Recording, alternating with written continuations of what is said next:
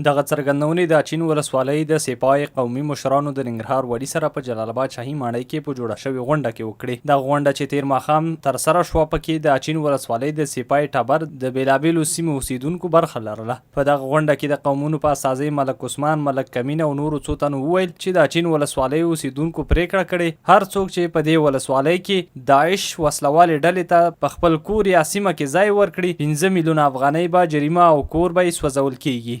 نوموړ ویل چې حکومت دې په خپلو ژمنو وفا وکړي. د دې ولسوالۍ سیمه ییز پولیس د لا تجهیز او د وسلوالو څخه د پاتې سیمې پاکې کړي. دوی زیاته کړه چې د اچین ولسوالۍ قومي مشرانو پریکړه کړې چې له دې وروسته به خپلمنځي تربګنۍ نه پالي او د خپلې سیمې امنیت ساتلو په موخه به د حکومت سره هر راز مرسته وکړي. دوی دغه راز ویل چې یو نوې شورا یې جوړه کړې چې د جګړې او بیا رغونې پر مهال به د حکومت سره بشپړه همکاري کوي. د ننګرهار والي سلیم خان کندوزي د تیر په څیر یو ځل بیا قومي مشرانو ته لارښوونه وکړه چې یووالی غوره کړي او د سیمې په کچه یو مشر وټاکي ترڅو په بیړنیو حالاتو کې د یادې ولسوالۍ او خلکو سره عاجله مرسته وکړي. کندوزي ویل چې د ولسمشر او ولایت مقام ژمنې د تطبیق په حال کې دي او تر هغې به په یاده سیمه کې عملیات روان وي ترڅو مخالفین په بشپړ ډول له منځه یوړل شي. نوموړي وویل که ولسونه د حکومت سره همکاري وکړي نو سیمې به یې د مخالفینو څخه پاکې او ورته به د بیا رغونې پروژې پیل کړي.